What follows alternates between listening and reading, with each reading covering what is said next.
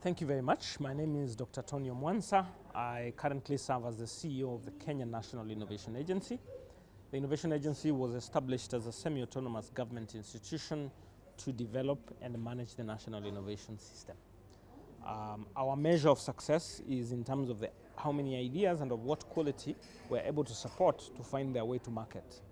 So when we talk about startups, we talk about commercialization, we talk about funding, policy, acceleration, incubation. Those are the issues that we primarily have to think about.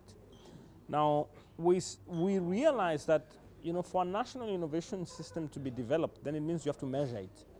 You have to know what is your baseline, what are your targets, and how do you evaluate the progress you're making of that national system. Now, for you to measure and evaluate the progress you're making, you've got to get a certain set of indicators, things that you can measure, and you try to collect data about them, and then you kind of are able to quantify where you are in the progress. Now, the national innovation system is cross-cutting. It's not one ministry issue. It's not like a sector. It's cross-cutting. And it has a certain set of inputs and a certain set of outputs. So if you're building infrastructure, for example, facilities, those are going to help you, those are inputs that are going to help you develop the national system. And then people can use that infrastructure to develop solutions, which then they can take to market. So infrastructure is a classic example of something you want to measure and see, do we have enough infrastructure? Population is always growing, so is the infrastructure that we had last year the same, and do we need better infrastructure? So that's a classic example of some things that led us to get to where we are and decided, well, we need a way of kind of assessing the national innovation system and documenting it in a structured way.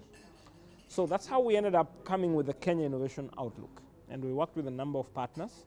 And so we are releasing the Kenya Innovation Outlook, the first one this year. There used to be an annual report, a report that could be done like every 2 years in the past. But now we designed it as a Kenya Innovation Outlook, which we'll release on the 8th of December. Now, we have in that outlook focused on the issues of the national system, the key elements, the institutions, the policy atmosphere, and so forth. And then we have also looked into the data, some of the data that informs how we are doing as a national system. And then we have picked two specific subsectors. One is on startups, the other one is on commercialization. And we've captured some data that gives us a sense, examples, case studies, challenges, constraints, and areas that we need to focus on in order to strengthen those areas. And then what we are looking to do as a result of this, when we launch it, first of all, is to disseminate it and provoke engagements about the national system. First of all, you demystify. You tell people what this is national system and why is it important that you and I need to know and engage and relate. Do I have a role? People feel, yes, I have a role to play in this national system. And once people feel that they understand, it's like you've demystified it to them, then you have demonstrated where it is as a system. What is it struggling with? What are the things that probably need to be addressed? And we've got a set of recommendations. Actually, our chapter 5 is on recommendations. And we've got a range of high-level recommendations that we think either the government is going to try and attend to, or our universities or our research centers and so forth. And so once we demystify, we believe that people are going to feel that they understand and they can make a contribution. So to me, that's two objectives: demystify and then make people feel they understand. Because we're going to disseminate this report to a wide range of stakeholders. And then people now feel they have a role to play. Next is that we want to zoom further and also gather more insights on areas that we couldn't cover. So next year we hope we'll do another outlook. But one other very important outcome of this exercise is that you need to direct the energy of people. So once you sense this is the baseline and you feel this is at our strengths, one of the things we want to do is to develop a 10-year national innovation master plan. So this gives a sense of what we want to do over the next 10 years. So consider this to be a baseline, And then now, these are our strengths, these are the areas we're struggling with. Now, where do we want to go over the next 10 years? In terms of the sectors of priorities, alignment to Vision 2030, Agenda 63, and SDGs, and so on and so forth. Then this roadmap is going to be an interministerial effort so that people at different ministries, different sectors, they kind of align to the aspirations of this 10-year master plan. Because when you don't set a very clear target, to a large extent of where you want to go, you won't be very focused. That's the challenge. And we want the head of state to actually endorse this 10-year master plan and launch it. Then it will direct a lot of our energy as a country across different sectors.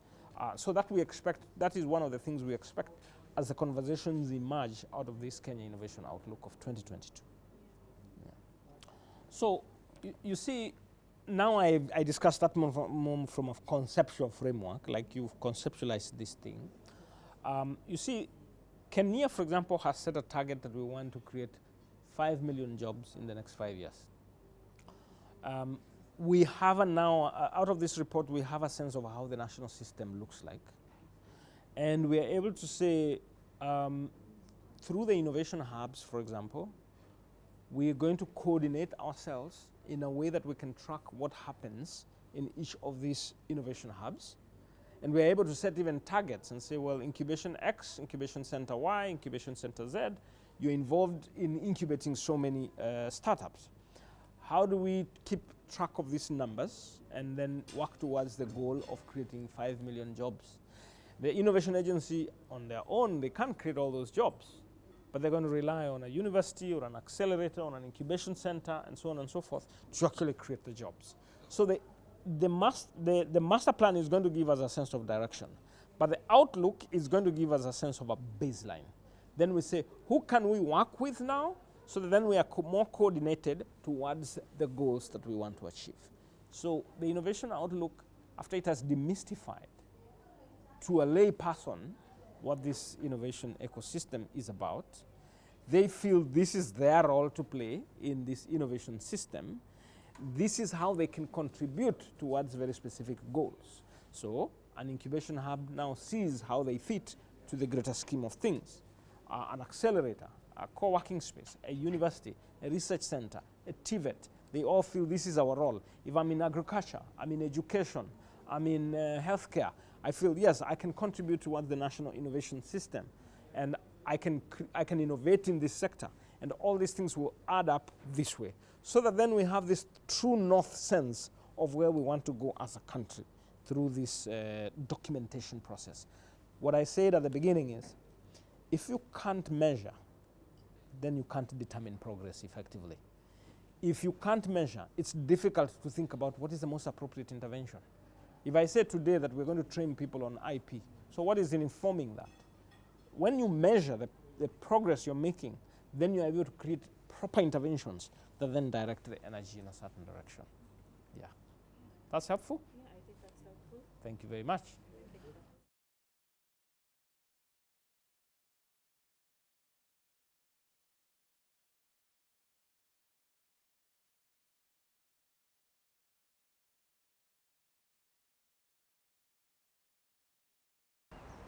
So the UK's got a long history of supporting and partnering with Kenya to help it develop its thriving ecosystem of tech.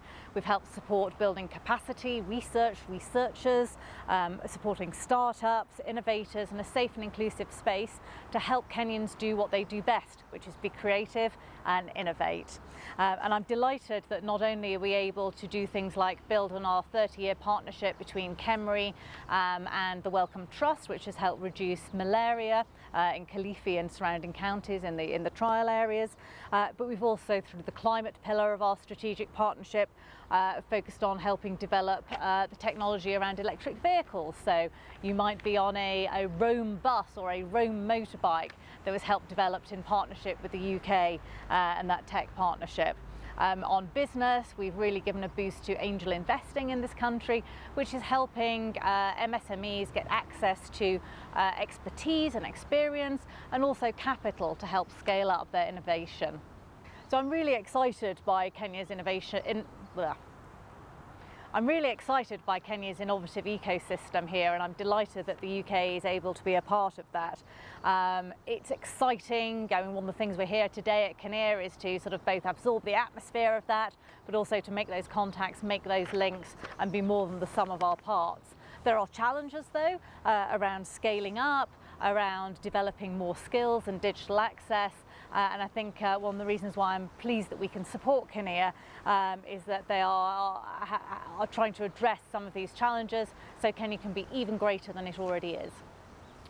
So I'm quite excited by the work that we do to support Kenya in these fields, and we can do more. So at the moment we're looking at how we can do more to nurture talent through supporting the TVETs programme, through the scholarships that we offer to the UK, the Commonwealth scholarships and the Chevening scholarships, how we can help build skills, and in particular in the areas around cybersecurity and data protection, which are increasingly important to make sure that all citizens are protected in the digital space in a fast-moving digital world.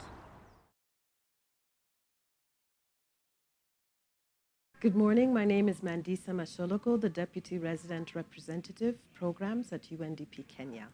Some of the critical highlights that our Accelerator Lab in Kenya has provided is working directly with innovators, investing with them and taking their applications to a commercial level.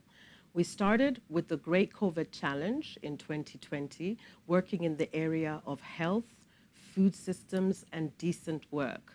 And through catalytic funding, we've been able to support the key innovators that were part of that challenge, and also worked with Kwanza and the government as well in different innovation challenges that have taken place since then.